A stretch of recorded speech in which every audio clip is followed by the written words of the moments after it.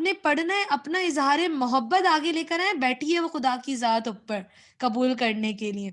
तो वो खुदा की ज़ात बैठी है कबूल करने के लिए, हम सब आशिकाने रसूल हैं, वेलकम बैक अरीज।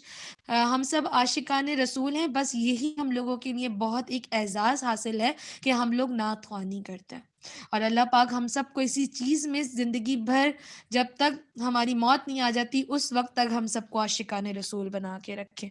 बाकी आप सबको मैं एप्रिशिएट करती हूँ, जितने भी मेरे यहाँ पे लड़कियाँ, लड़के जो पार्टिसिपेट कर रहे हैं, उन सबको मेरी जानिब से माशाल्लाह।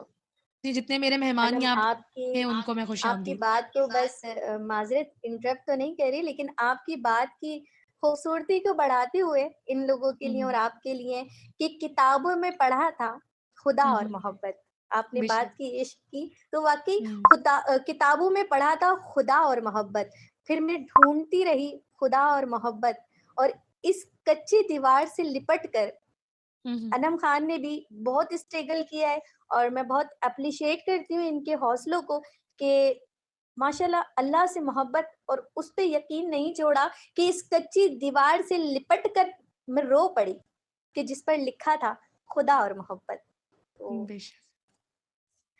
आपसे अनम खान, मेरा एक छोटा-सा सवाल है कि किताब के बारे में आप इल्म के बारे में, किताब के बारे में, कि किताब पढ़ना, नात पढ़ना, इनसे जो लहज़ों में सुधार आता है, जो लफ्ज़ों में मिठास आती है, बहुत से लोग कहते हैं कि जी, जो लोग किताब पढ़ते हैं, वो जब हुँ, बात हुँ। करते हैं तो लफ्ज़ों से एक इंतहाई खूबसूरत महक आती है, और इसके बेशक। बरक्स जो लोग किताब नहीं पढ़ते, बेशक वो जितने पढ़े लिखे हों, लेकिन उनके लहज़ों में वो कशिश नहीं होती।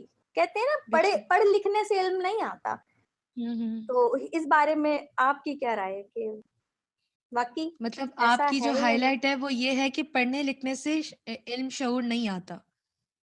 नहीं, मतलब किताबें सिर्फ़ पढ़ लेने से इल्म शऊर नहीं आता, हुँ, बल्कि हुँ। उनको अपने अंदर उतारने से, जब्स कर उतारने लेने से। से इल्म और बिल्कुल, शऊर बिल्कुल, आता है। ये बिल्कुल। मेरा कहना है, आपकी इस पे क्या राय है? और इसी तरह बात यहाँ किताब की गई, लिखने वाले ने किताब लिखा, लेकिन मैं कहूँगी कि जो हमारे इल्म है, जो यहाँ पे ये जो पढ़ने वाले हैं, आप भी इसको बताइएगा इस बात को कि मैं सही कह रही हूँ या गलत कह रही हूँ, आपकी राय जानना चाह रही हूँ मैं, कि जो हुँ, हुँ। नात पढ़ने के लिए सिर्फ़ नात हुँ, पढ़ना नहीं होता, आप लोग जो बैठे हुँ। हैं, आए हैं, इसको अंदर उतार के पढ़ेंगे, तो जो खूबसूरती आएगी ना, वो फिर अनम आँसू खानज़ादा जारी हो इस जाते पे हैं, रोशनी आँसू डाल जारी सकते हो हैं। जाते हैं।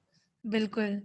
अ, मैं अगर अपनी बात करूँ इस नात पर ना, तो अगर मैं महफ़िल मिलाद करने जाती हूँ, तो वैसे तो हर नात पर आप अंदर से बहुत ज़्यादा एक एहसास हो जाते हो, लेकिन जब मैं मनक़बत पढ़ती हूँ ना हुज़ूर गौस पाक की, वो एक ऐसा जलाल सा तारी हो जाता है कि उसमें बाज़ दफ़ा मेरे अल्फ़ाज़ भी नहीं निकल रहे होते, बाज़ दफ़ा रोंगटे खड़े हो जाते हैं। मतलब जब आप, जैसे कश्यप ने कहा कि उसको फ़ील करके जब पढ़ोगे ना, यकीन करें पढ़ने का मज़ा अलग होगा, आवाज़ निकलने का मज़ा अलग होगा, और सामने वाले को सुनने में मज़ा आएगा, जब फ़ील करके पढ़ेंगे। और दूसरी बात ये थी कि किताबें मोस्ट इम्पोर्टेंट हैं। मैं दुनियावी किताबों की तो मैं बाद में बात करूँगी। सबसे पहले तो हमारी जो मेन किताब कुरान मजीद, ठीक है? चल उसी में ही सब बता दिया गया है। हाँ, उसी उसी किताब का ज़िंदगी, ज़िक्र किया हाँ, गया है। पूरी ज़िंदगी, इलाज भी उसी में ही है, शिफ़ा भी उसी में ही है। मतलब हर चीज़ का हल, मैं कहती हूँ, मैं दुनियावी किताबों की तो बाद में बात करूँगी, लेकिन पहली किताब तो यही है जिसमें हर चीज़ का सब कुछ दे दिया गया है। ये है आपके लिए, ये पढ़ें, इसमें हल हैं सारे। क्या करना है, किस तरह ज़िंदगी गुज़ारनी है, किस तरह गुज़ारनी है, क्या-क्या अमल है, क्या-क्या करना है, क्या-क्या नहीं करना, ये सारी चीज़ें इसमें हैं। तो जब आप हम कुरान मजीद पढ़ेंगे और उसको हम ऑब्ज़र्व करेंगे, उसकी तफ़सीर सुनेंगे, उसके तर्जुमे सुनेंगे, तभी तो हमें पता चलेगा ना कि कुरान मजीद में लिखा क्या है। ऐसे तो नहीं पता चलेगा। जब हम इसको मतलब सुनेंगे, मतलब इस तरह से हम तफ़सीर पढ़ेंगे, उसका तर्जुमा पढ़ेंगे, तभी हमें पता चलेगा कि इस चीज़ में क्या है, किस तरह क्या करना है। ये कशफ की बात बिल्कुल राइट है। किताब पढ़ना ज़रूरी नहीं है, किताब को पढ़ के उसको ऑब्ज़र्व करना ज़रूरी है।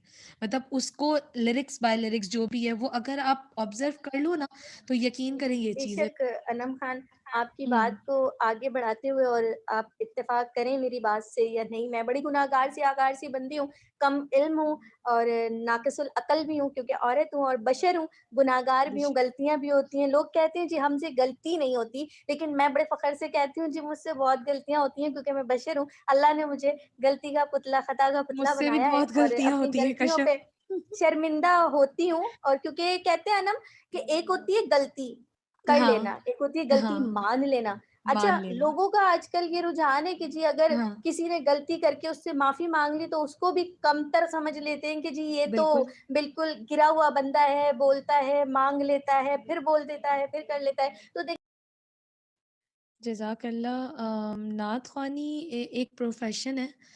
मेरी दादी भी नात ख़्वां थी, अल्लाह पाक उनको जन्नतुल फ़िरदौस में आला मक़ाम अता करे। मेरी छोटी फूप्पो भी नात ख़्वां हैं और मैं भी। वेलकम एहसन अली, खुश-आमदीद। और नात ख़्वानी का जो एक प्रोफ़ेशनली तौर पे जो स्टार्ट किया स्कूल लाइफ़ से, वो हमारे यहाँ प्रे होती थी ना, स्कूल में सबके यहाँ होती थी। तो उसमें रेगुलर ना एक नात पढ़ी जाती थी, तो उसमें मैं बड़ा पार्टिसिपेट करती थी, क्योंकि मैं स्कूल की एक हेड गर्ल भी हुआ करती थी, एक मॉनिटर भी हुआ करती थी। तो उस वक़्त ना थोड़ा नम ख़ान पढ़ाई में भी थोड़ी आगे थी बट अब नहीं थी। लेकिन उस वक़्त उरूज पे भी थे पढ़ाई में और फिर हर चीज़ में आगे से आगे थे, बढ़ रहे थे, बड़ा मज़ा आता था उसमें पार्टिसिपेट कर रहे हैं, इसमें पार्टिसिपेट कर रहे हैं, मतलब धुन सवार थी। तो रेगुलर ना प्रे में मैंने नात पढ़नी होती थी, चाहे कुछ भी हो जाए। वहाँ से मैंने नात ख़्वानी का स्टार्ट लिया और अल्हम्दुलिल्लाह, अल्हम्दुलिल्लाह, अल्हम्दुलिल्लाह आज मैं हर जगह। माशाल्लाह, तो मैं चाहूँगी अनम अगर आपको याद है तो वही नात जो आपका आगाज़ था, हमारी ये जो खूबसूरत से नातख़वाँ हैं जिनका आगाज़ है अब न्यू हुँ, आवाज़ों का, हुँ, हुँ, तो हुँ। इन्हें वो नात आप अपनी खूबसूरत सी आवाज़